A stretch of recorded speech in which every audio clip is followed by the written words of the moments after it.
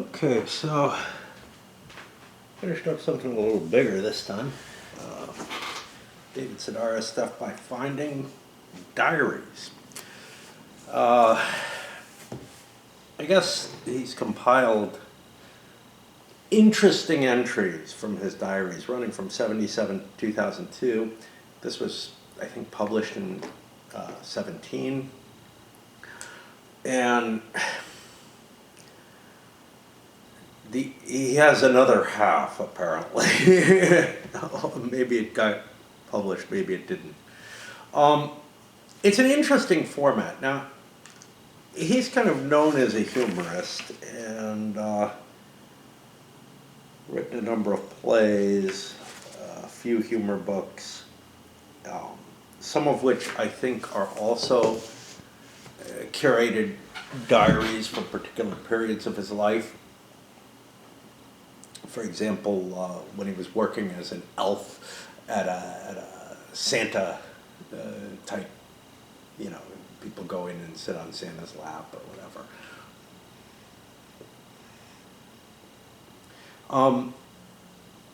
Everybody kind of extols his humor in the quotes here. I didn't find this all that terribly humorous, but again, it's just diary entries. And the weird thing is, one of the comments on the back or whatever is somebody who's written for so long in their diary or whatever is bound to get better over time. Actually, I have found the early parts of the diary much more interesting. Mainly because he's significantly, got more than a decade on me in terms of age. So he's kind of, early 20s at this point, but his whole life is just the kind of mess that my life was not long after that in his, in terms of age. Once I was kind of out of school and not doing much, he, heavy drug and alcohol use, but somehow through it all, he's like scrounging around finding work here and there in ways that maybe show a lot more enthusiasm for staying alive than I had at that age, or at least making money. But he was poor as shit, between the cost of drugs as well as, just living and whatnot. He wasn't doing work regularly enough, to really support himself, but was getting by, I guess. Living in shitty places, and it just, I found this much more interesting period of his life than later on, as he starts becoming famous and wealthy enough to own multiple places to live and is jet setting around to various readings and whatnot. The life that he leads as it gets later and later in the book just, seems both less interesting but also less relatable, in a way that, not that I entirely conformed to his early life. I was never a big drug user. Honestly, except for maybe 1 year of my life, I wasn't really all that heavily into drinking continuously. So it, and even that 1 year, it wasn't. I can remember periods where having to scrounge together change to be able to buy a small bottle of vodka, and leaving a little bit, for the next day so that we could make it out and get another bottle or whatever. but at least it felt like a life that like I could kind of align with something that I had at one point. Whereas this later life, you know, is all about being in hotels and all this, and it's the same kind of insight going into it. Um, Although it definitely feels like the writing changes over the years. There's no question about that. Um, but this sort of, you know, noting things that he found humorous over the course of a day, the couple of things that would stick with him. Now, it's not, like I said, it's curated. So it's not like every day is in there. And in fact, in the earlier period, it feels like there's really big jumps. There's really big jumps throughout, you know, where like a month of nothing intriguing happening. One thing I did find interesting in the later part of it is he's kind of going stir crazy during part of it, like going around feeding spiders in his house and stuff like that. That's just very, very odd. And I guess, you know, there's a certain level of amusement to it, but it's like I don't find the humor overbearing. Let's put it that way.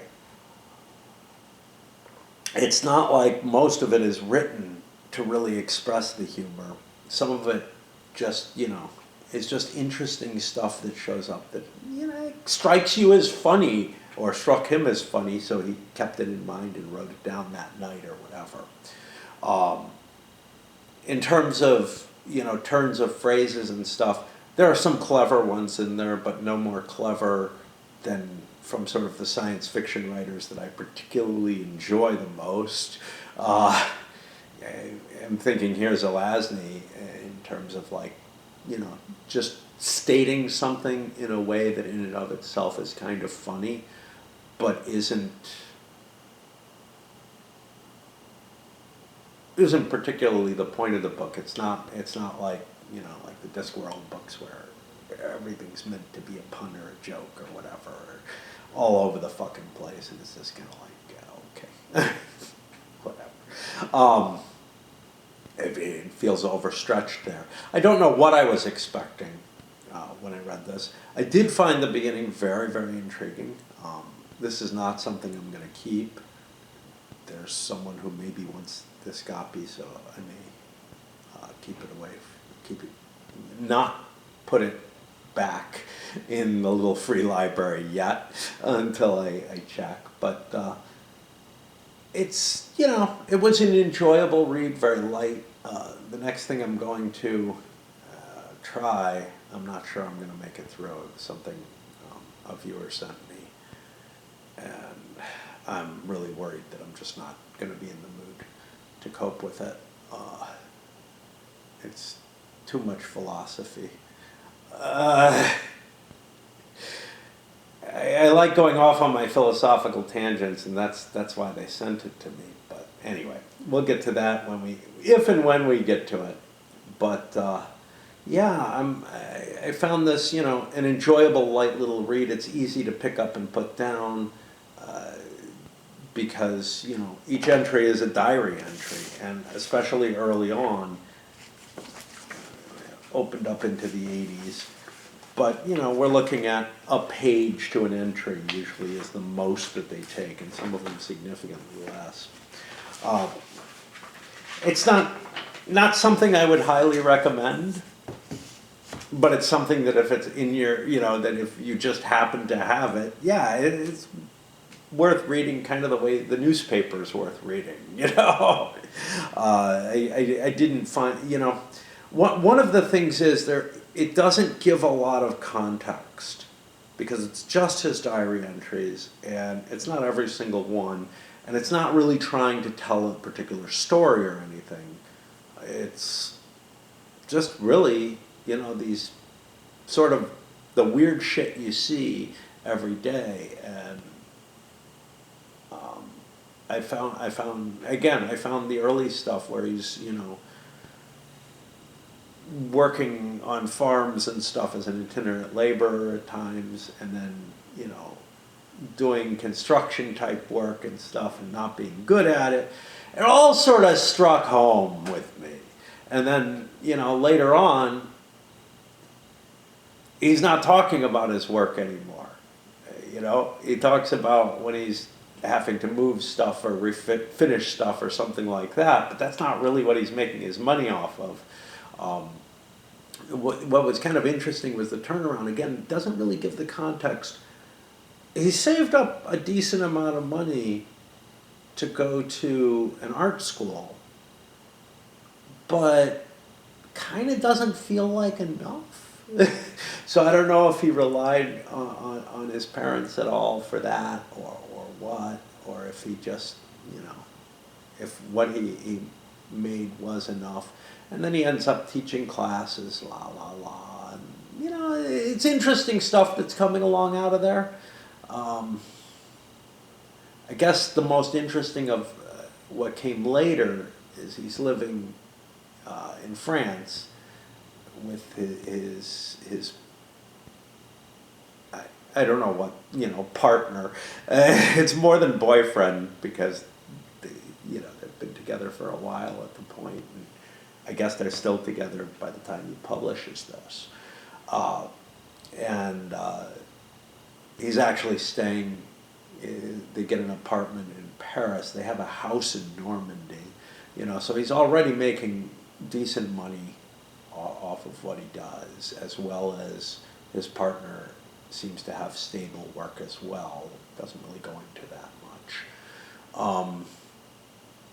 But when he's trying to learn French from, at this little school with a small number of other students in Paris, and I found that part particularly funny.